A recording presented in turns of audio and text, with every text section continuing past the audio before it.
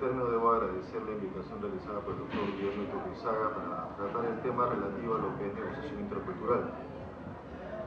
Fuera de lo que pueda pensarse, el tema de la negociación intercultural dista mucho de los aspectos generales que solemos conocer en el tema de negociación. Debemos iniciar por entender qué es lo que corresponde a la solución de los conflictos. Por formación académica, sabemos que la defensa propia, la solución por la fuerza, es un tema que ha sido dejado de lado culturalmente. Justamente en razón a eso es que tenemos lo que se denomina la administración de justicia. Hemos delegado la solución de determinados conflictos a través de decisiones judiciales. Sin embargo, si abordamos el tema desde el punto de vista intercultural, considerando las diferencias que existen, que son reconocidas a nivel constitucional, nos encontramos ante serios problemas.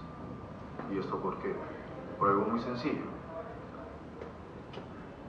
Las soluciones que podemos otorgar dentro de nuestro sistema responden específicamente a expresiones culturales también. Nuestra legislación, la forma en la que sometemos a consideración de determinadas disputas, las maneras en las que las abordamos son siempre expresiones culturales y por lo tanto en un ámbito de interculturalidad vamos a encontrar diferencias muy notorias, lo que en muchos casos nos va a llevar a que las soluciones que se planteen en determinados ámbitos, tanto por la forma como por el fondo, no sean aplicables en otros sistemas, en otras culturas. Si consideramos esta diferencia reconocida en el numeral 19 del artículo 2 de la Constitución y nos encontramos ante un conflicto que involucre dos culturas diferentes, realmente nos encontramos ante un problema bastante grave. Una decisión judicial no resultaría aplicable por varios motivos. Primero, porque supone una violación del artículo antes señalado. Y segundo, porque implica un desconocimiento de esas diferencias culturales. Supone una imposición de una manera de ver las cosas en una cultura en la cual la forma de apreciarlas es totalmente distinta.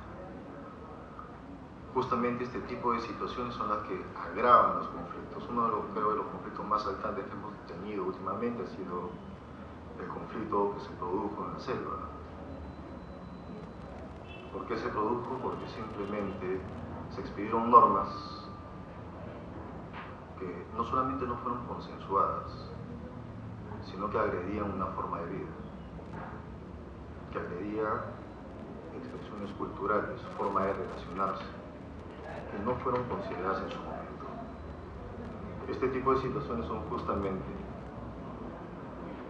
como el caso del Baguazo, las que nos llevan a pensar realmente cuál es la forma de solucionar los conflictos y ante qué nos estamos enfrentando en una situación de interculturalidad.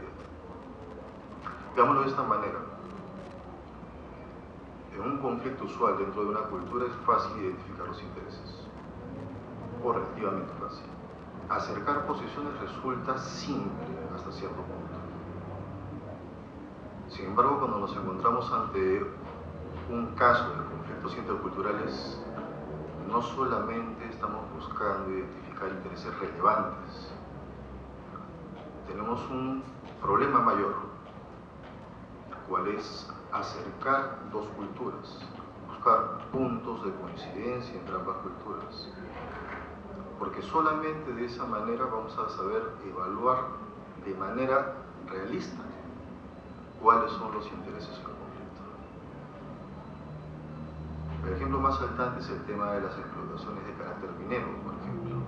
Nosotros consideramos, desde un punto de vista occidental, que estamos haciendo empresa y que la obtención de recursos es una forma de generar utilidades. Si trasladamos esto al ámbito de la selva, lo que vamos a ver es que en la selva, por ejemplo, que es donde tengo más experiencia, lo que le van a decir es, ¿sabes qué? La explotación minera o la explotación petrolera en su caso, lo que está haciendo es destruir mi hábitat. es agredir mi forma de vida, mi forma de relacionarme con el medio ambiente. No es un tema de recursos únicamente, es un tema de formas de vida, es un tema de cosmovisión, adicionalmente. Por lo tanto, nos encontramos ante dos grupos humanos que definitivamente ven las cosas de manera distinta. ¿Cómo afrontar este tipo de conflictos? Ese es el problema a resolver. Conforme señalé hace un momento, la solución violenta, la solución judicial en estos casos no funciona. La negociación, en nuestra opinión, es la mejor opción. Sin embargo, para poder entrar en un tema de negociación tenemos que generar determinados vínculos, determinados puentes. Lo primero que tiene que hacer un negociador en temas interculturales es conocer la realidad de primera mano, es acercarse al lugar, conocer la realidad, porque solamente conociendo la realidad de manera directa va a ser capaz de tender estos puentes, de generar confianza. Y esto por cuanto se está demostrando interés, se está demostrando respeto hacia aquellos con quienes nos vamos a relacionar, aquellos que van a ser nuestra contraparte en el momento de la negociación. Otro tema que se debe considerar y que está relacionado mucho con el condicionamiento cultural es el tema del manejo del lenguaje.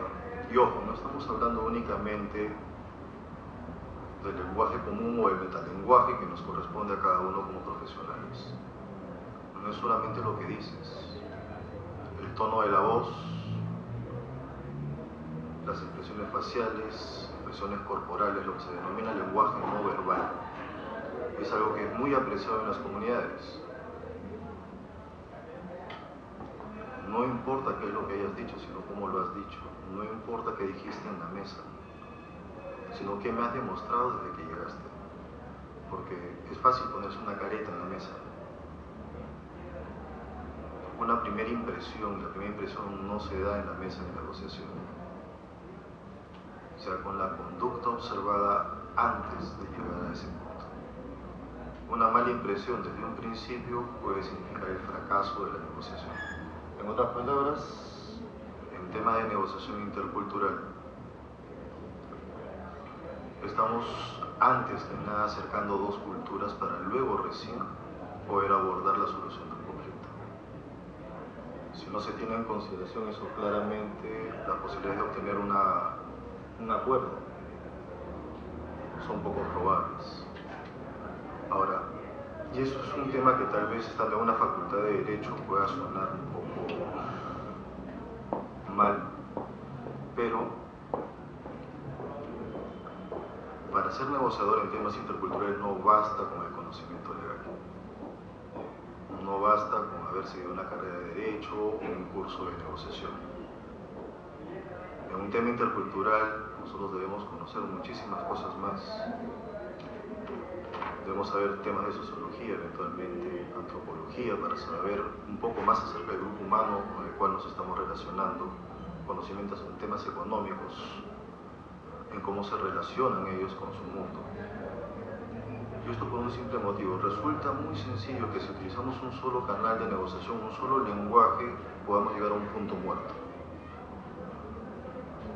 Y si nos vamos a basar exclusivamente en el tema legal, las probabilidades de llegar a un punto muerto en la negociación son mayores. Resulta necesario en estos casos, particularmente, recurrir a argumentos relacionados con lo que es la subsistencia de las comunidades, en relación al medio en el cual ellos suelen realizar sus actividades, cuestiones que sean más cercanas a ellos. La experiencia nos ha mostrado a nosotros que siempre que se utilizan ese tipo de ejemplos existe una mayor posibilidad de lograr una mayor apertura por parte de otras comunidades.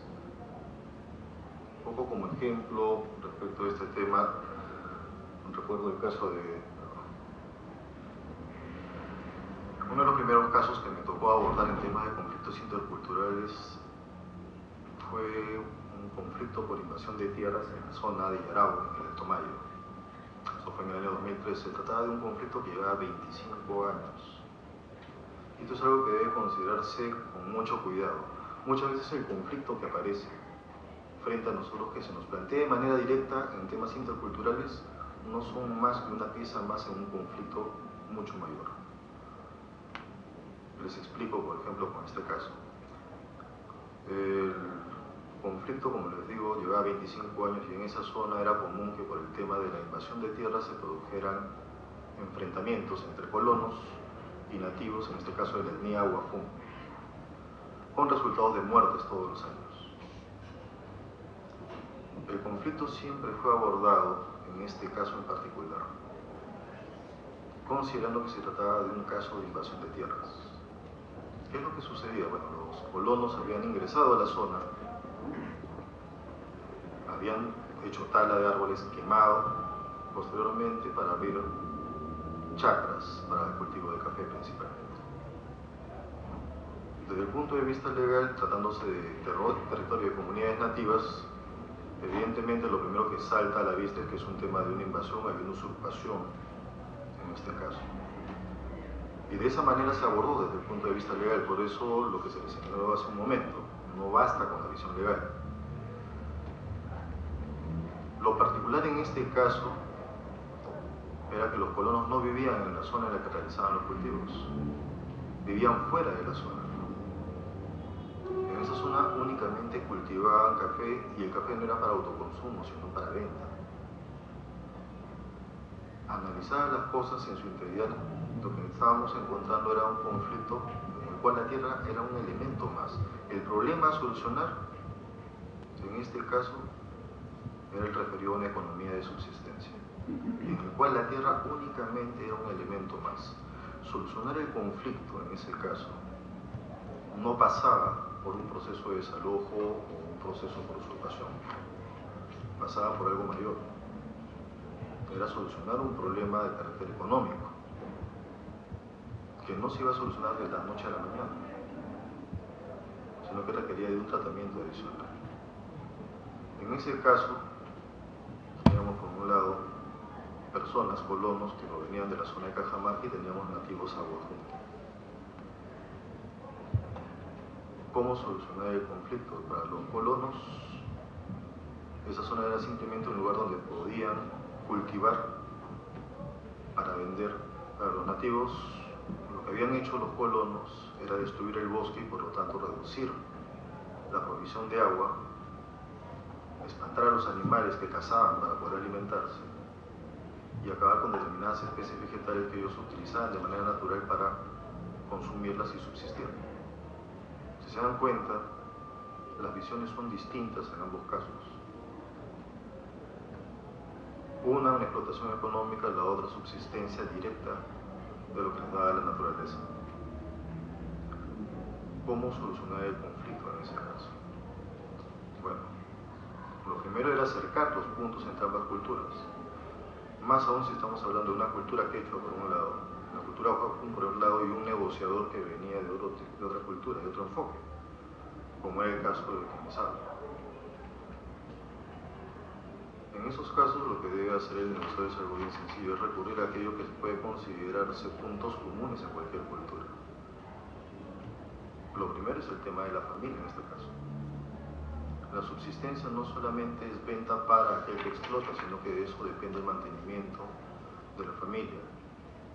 Y en la cultura Guajún, el tema de la familia es algo muy fuerte.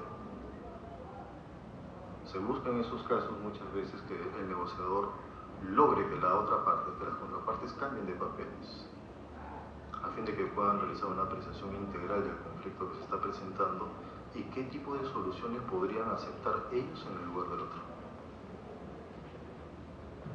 Solamente a través de este cambio de roles es que se logra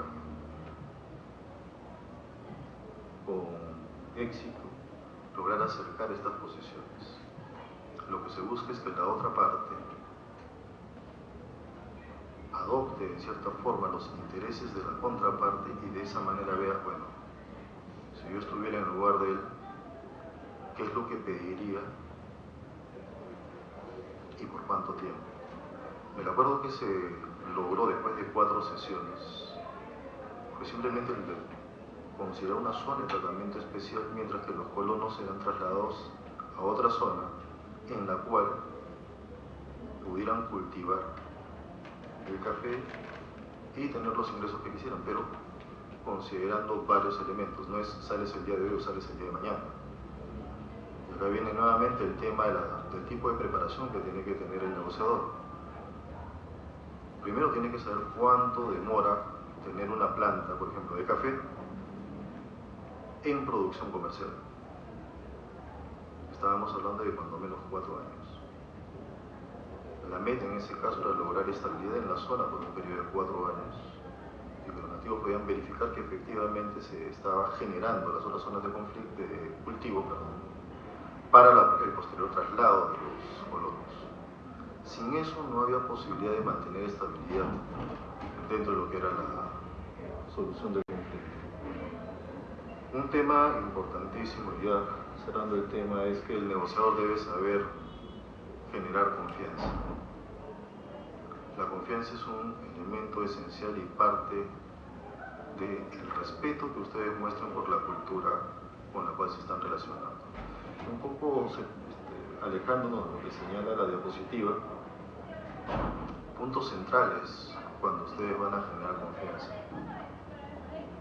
El primer tema, la primera reunión, y eso es un error que he visto en varias negociaciones, la primera reunión se lleva en la casa de aquel a quien van a visitar ustedes. Si ustedes están yendo como negociadores de una empresa, no van a ir a la zona de la comunidad y decirles, ¿sabes qué? Los esperamos en el local de la empresa. Ustedes están en territorio ajeno y tienen que mostrar respeto por ese territorio.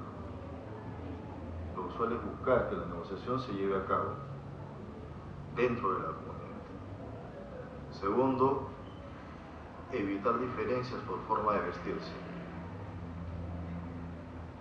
La vestimenta puede generar una mayor distancia desde el punto de vista cultural. Tercero, el uso del lenguaje técnico no está permitido. El uso del lenguaje técnico no les da un mayor nivel frente a una comunidad. Al contrario, se considera una falta de respeto, una suerte de insulto. Un decirle, yo estoy por encima de ustedes. Y eso es lo que más rechazan las comunidades. Esa falta de respeto. Si tienen en consideración esos aspectos, la labor del negociador se reduce primero a tener en cuenta que la solución de los conflictos con comunidades, y esto se ve mucho en el tema minero, no pasa por el ofrecimiento de sumas de dinero o de ventajas económicas de carácter temporal. Eso únicamente va a generar una expectativa de obtener mayores cantidades de dinero, mayores beneficios por parte de las comunidades. Y creo que hemos visto bastante de eso en los últimos años. Comunidades con las cuales se había llegado a un acuerdo y al año siguiente dicen no es suficiente, quiero más, si no, no hay autorización para que continúen con la explotación minera, o con la explotación petrolera, o con el periodo de exploración petrolera. El negociador debe tener en consideración que lo que está buscando es generar una relación para hoy, para mañana y de acá a 5 o 10 años, de acuerdo a lo que haya planificado. Se busca solucionar el conflicto actual y prevenir conflictos posteriores derivados de la relación que se entable. Una relación sustentada en dádivas va a ser eso siempre, con el problema de que van a generar en la comunidad la expectativa de obtener un mayor beneficio en la medida en que ustedes hayan invertido más. Y ojo, es una lógica económica que se maneja a nivel de comunidades. Mientras más dinero han metido, más han invertido ustedes en la explotación, mayores probabilidades de un ingreso tiene la empresa y por lo tanto también de darle a la comunidad. Si iniciaron ustedes con la política de dar regalos o sumas de dinero de manera directa, lo más probable es que en un momento de crisis simplemente pierdan el negocio, porque la comunidad no les autorizará continuar con la explotación. Debe considerarse también que los problemas resultan mucho más complejos. El problema inmediato no es lo que están solucionando ustedes. están evitando problemas posteriores. Y para abordar un conflicto intercultural resulta indispensable la generación de confianza, y esto se consigue paso a paso. Negociaciones en las cuales se pretende imponer de alguna manera, condicionando el inicio de la negociación o pretendiendo tener un acuerdo el mismo día o a los 2 días de iniciar la negociación, solo los va a llevar a un tema evidente: desconocimiento de los acuerdos adoptados.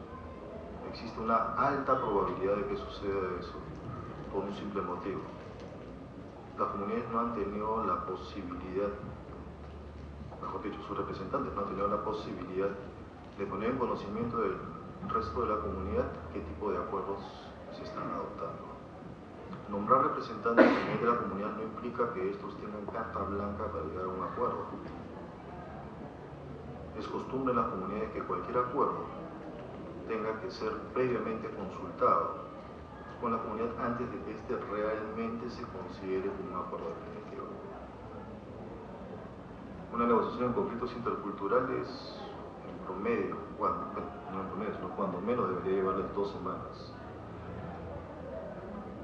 Tiempo suficiente para que haya una discusión del mismo a nivel de asamblea en una comunidad. Intentar lo contrario, como les digo, simplemente va a llevar a un fracaso en la negociación.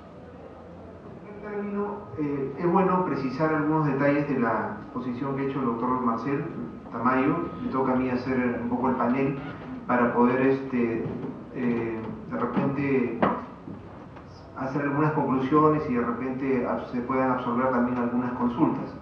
El tema que ha tenido el doctor Marcel Tamayo como exposición está referido a la negociación intercultural. Todos sabemos que la negociación intercultural, o la negociación en primer término, es un mecanismo natural en el ser humano a efectos de poder resolucionar controversias, en el entendido que una controversia o un conflicto es una oposición de intereses, básicamente. Sin embargo, el tema ya connota una importancia adicional cuando hablamos de negociación en el ámbito intercultural. ¿Y por qué es importante tener en cuenta esto en este momento del desarrollo de nuestro país? Porque el Perú es un país pluricultural. Quiero apelar a esta acepción y a esta definición porque la pluriculturalidad de nuestro país ha generado y viene generando una serie de conflictos justamente por el poco entendimiento y el poco abordaje técnico que se le ha dado al hecho de tener en un vasto territorio como es el Perú, ¿no? un sinnúmero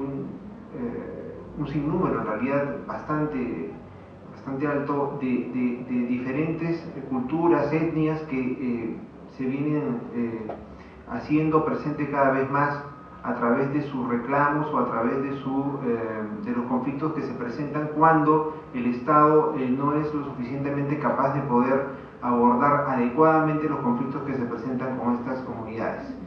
Básicamente es tener en cuenta de que, en primer término, si lo analizamos desde un punto de vista jurídico, la Constitución señala de que se debe reconocer y se reconoce, en realidad, las tradiciones, usos y costumbres de las diferentes comunidades y etnias que existen en el país, ¿no? Es más, reconocemos inclusive sus formas de solución de conflictos que históricamente ellos vienen utilizando y por lo tanto ese tipo de mecanismos deben ser considerados. Sin embargo, esto muchas veces se queda solo en el tintero, solo en el buen decir de una norma de este rango, ¿no? De carácter general como es la Constitución, pero el tema es que cuando tocamos o nos enfrentamos a una realidad como la que actualmente se viene manejando, entonces es que se producen problemas como se han descrito, como es el de Bagua, por ejemplo, ¿no? Conflicto que ha abierto el debate y ha puesto sobre el tapete pues el hecho de que el Estado no puede legislar de espaldas hacia los requerimientos y las verdaderas necesidades que tienen estos pueblos originarios o también denominados pueblos nativos.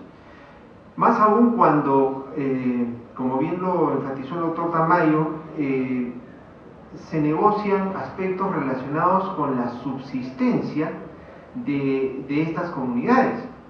Estamos hablando desde el punto de vista del manejo de intereses relacionados con áreas de producción de determinados productos agrícolas, con la explotación minera, con el movimiento de tierras o movimiento a veces de inclusive comunidades enteras a efectos de poder desarrollar algún tipo de actividad, valga la redundancia nuevamente, actividad minera, ¿no? Esto me trae a la memoria el problema que sucedió en Tambo Grande. Trae a colación ese tema de Tambo Grande porque la empresa minera que tenía la concesión para la explotación del oro de esa zona de Tambo Grande, zona donde se explotaba o se viene explotando hasta el día de hoy el limón que todos utilizamos, tenía que ser trasladada completamente hacia otro lugar para poder hacer las exploraciones en el yacimiento. Hecho que obviamente no sucedió porque la comunidad estaba totalmente arraigada y pues asentada en un lugar que históricamente les pertenece y les viene perteneciendo. Finalmente esa empresa no pudo realizar sus actividades en naturaleza minera y tuvo que retirarse. Obviamente eso generó una serie de perjuicios para el Estado porque tuvo que someterse a los arbitrajes, en fin, por el hecho de haber dado la concesión de un territorio al que finalmente no pudo ser explotado. Pero al margen de ese ejemplo emblemático tenemos lo que sucedió en Bagua, ¿no? Que efectivamente como consecuencia de la emisión de una norma legislativa es que se genera todo este conflicto, y reitero una vez más que esto se produce como consecuencia de la no observancia de los intereses que en este caso estaban representados o venían a representar a la comunidad, ¿no? A la comunidad nativa de la localidad de Bagua. Entonces, esto nos pone en el tintero el tema relacionado a cómo el derecho debe enfocar de aquí hacia el futuro el manejo de los conflictos de naturaleza intercultural. Más aún cuando nos encontramos en una etapa en donde la explotación de los recursos va siendo no solo una realidad, sino en realidad una fuente de ingreso económico bastante interesante para el país, sobre todo en aspectos mineros, en aspectos agrícolas que aún no están desarrollados plenamente, pero que hacia futuro hacen prever la aparición de conflictos que finalmente van a involucrar a dos partes. Una es el Estado y otras son los nativos o comunidades propietarias de estos lugares, estas zonas donde finalmente se tiene que realizar esta actividad. Y adicionalmente un participante adicional que viene a ser en este caso pues el inversionista. Efectivamente estamos hablando de aquel empresario nacional o extranjero que finalmente quiere hacer algún tipo de inversión y que de alguna manera también vería comprometidos sus intereses en un eventual conflicto de esa naturaleza.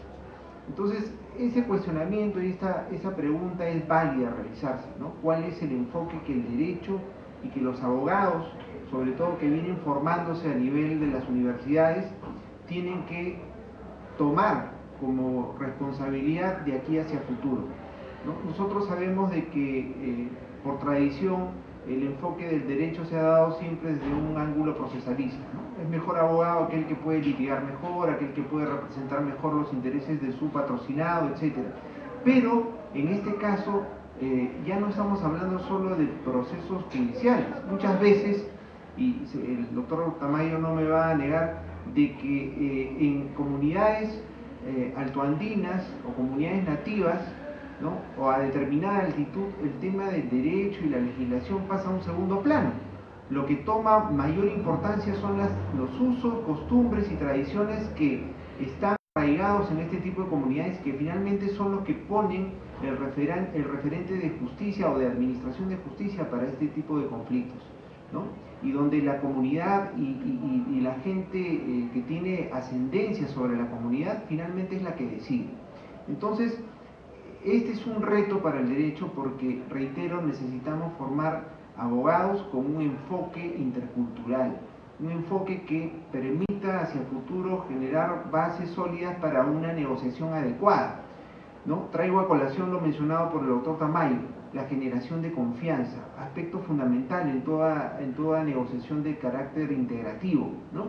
Si no generamos la adecuada confianza, y en este caso con comunidades que muchas veces han sido desplazadas, han sido ignoradas ancestralmente, históricamente, a nivel de nuestra, valga la redundancia, historia republicana, obviamente pues no existe por tradición una adecuada confianza para negociar aspectos relativos a intereses que están subyacentes a su territorialidad o aspectos relativos a los recursos que pueden ser explotados en esos territorios. Entonces, esa construcción de la confianza toma tiempo. No es igual negociar una deuda con un cliente, ¿no?, en la cual quizás podemos en 1 hora o 2 horas tener en claro cuál es el papel del deudor, del acreedor y del deudor, y poner en claro cómo esto se podría resolver, que negociar aspectos de conflictos socioambientales o interculturales, donde de por medio, reitero, está la supervivencia de estas comunidades. Definitivamente esto toma mucho más tiempo, ¿no? Asimismo, el manejo de las técnicas que se deben emplear en la negociación intercultural difieren de una negociación común y corriente. Aspectos también a desarrollar o de repente a profesionalizar en los abogados o futuros abogados que se forman en las universidades. A efectos, reitero, de poder tener en claro que el enfoque de la negociación en el Perú en aspectos relevantes a la explotación de recursos naturales va a tener necesariamente que pasar por un tema de interculturalidad. Entonces, básicamente es, creo yo, y ya como conclusión de la exposición del doctor Tamayo, y de repente como un aporte que pudiera presentar, es el hecho de comprender, finalmente de comprender y de tener en claro que el Perú es un país pluricultural, y donde la interculturalidad tiene que ser aceptada como parte del modelo de subsistencia y de desarrollo, hecho que por mucho tiempo ha sido, digamos, la última rueda del coche, seamos claros en eso, ¿no? El Estado no ha tomado la debida importancia y no se ha preparado adecuadamente para enfocar el tema de la interculturalidad como un aspecto importante en la agenda para poder consensuar los ideales de desarrollo, de manejo de conflictos, de proyección de la educación y de la economía del país en su integridad.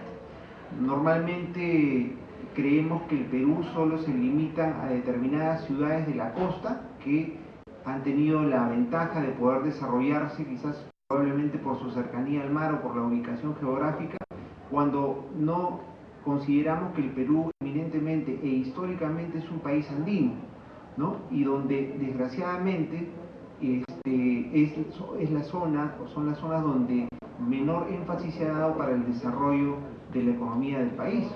Increíblemente, Huancavelica, que es la provincia más pobre del Perú, es la que históricamente ha reportado mayor riqueza al Estado, ¿no? Es increíble, pero desde la época de la colonia, en que se abren estas minas famosas de Azogue y de el mercurio, en las minas de Santa Bárbara, y hasta hace poco, inclusive con la explotación del oro y la plata, ¿no?, es desgraciadamente y paradójicamente, para analizar, la provincia más pobre del Perú.